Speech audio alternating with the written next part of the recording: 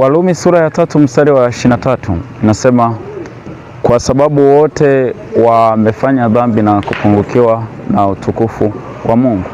Kwa mujibu wa Warumi sura ya 3 mstari wa 23 ni kwamba kila kupungukiwa na utukufu wa Mungu ni kupoteza matokeo yaliyoandaliwa na Mungu. Kila unapopoteza au unapopungukiwa na utukufu wa Mungu kwenye jambo lolote au kwenye jambo la namna yoyote ile kwenye maisha, ni kwamba unakuwa umepungukiwa au umepoteza matokeo ya kimungu. Kwa sababu gani? Utukufu wa Mungu ndio unaovuta baraka za kimungu. Utukufu wa Mungu ndio unao enforce, ndio unaolazimisha matokeo ya kimungu kwenye maisha ya mtu. Na kwa sababu hiyo, kila wakati unapopungukiwa na utukufu wa Mungu, jua tu ya kwamba hujapungukiwa tu utukufu wa Mungu, bali umepungukiwa na matokeo ya kimungu yanayoendana na aina utukufu huo. Lakini jua pia kwamba umepoteza hatua za kimungu ambazo zinaendana na utukufu huo wa kimungu. Unajua, kila wakati utukufu wa Mungu unapokuwa juu ya maisha ya mtu, unapokuwa mahali kwa mtu fulani, aidha kwenye huduma yake au kwenye eneo lake la wito au kazini kwake au kwenye eneo lolote lile la baraka ambalo linagusa maisha yake, jua ni kwamba hatua za kimungu ziko hapo, mifumo ya kimungu ya kumsaidia huyo mtu inakuwa iko hapo, matokeo ya kimungu yanakuwa yako hapo, mipenyo mingi ya kimungu inakuwa iko hapo, na kila namna za baraka za kimungu zinakuwa ziko hapo. Wakati mwingine utukufu wa kimungu ndio unaoridi, ndio unaoongoza baraka za kimungu, ndio unaoongoza mifumo mizima ya kimungu, kwa sababu Mungu hawezi kuwa mahali fulani alafu utukufu wa Mungu siwepo. Lakini pia Mungu hawezi kuwa mahali fulani matokeo ya kimungu yasiwepo.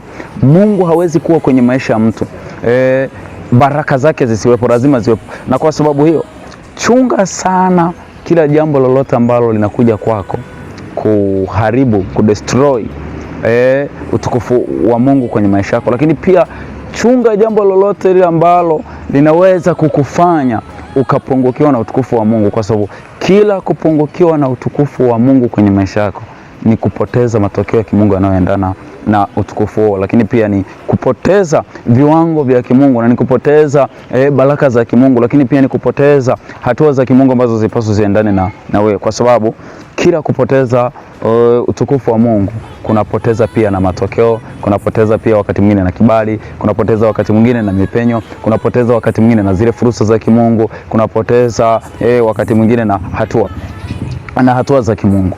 Na wakati mwingine shetani anaweza asipambane moja kwa moja na wewe kama kukuataki, ila kapambana na wewe kwa njia ya kukufanya upungukiwe na utukufu wa Mungu, kwa sababu anajua akianza kukushambulia kwa namna ile unayoijua wewe, utaanza kujidefense, utaanza kujilinda, na yamkini utaanza kujibu mashambulizi, na yamkini wake up, utaamka, utakuwa makini, utaanza kukaa chonjo na kujua kabisa kumbe hapa shetani anashindana na wewe.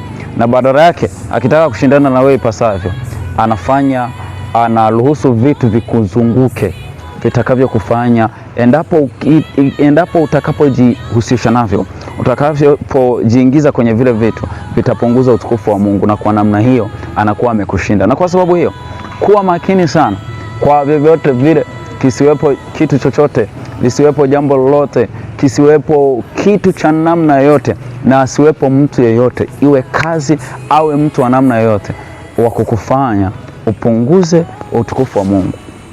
Kwa sababu kila wakati unapopungukiwa na utukufu wa Mungu, vitu vya kimungu, matokeo ya kimungu, baraka za kimungu, hatua za kimungu, mipenyo ya kimungu na mfumo mzima wa ufalme wa Mungu na baraka zake vinaanza fall short, vinaanza kupunguka. Na kwa sababu hiyo, linda utukufu wa Mungu, kwa sababu utukufu wa Mungu ndio una standards za kimungu. Kwa sababu hiyo, Warumi sura ya 3 mstari wa 23 kwa tafsiri ya NIV, New International Translation, inasema kwamba wote ambao wamefanya dhambi huwa wanapungukiwa na God's glorious standard. God's glorious standard.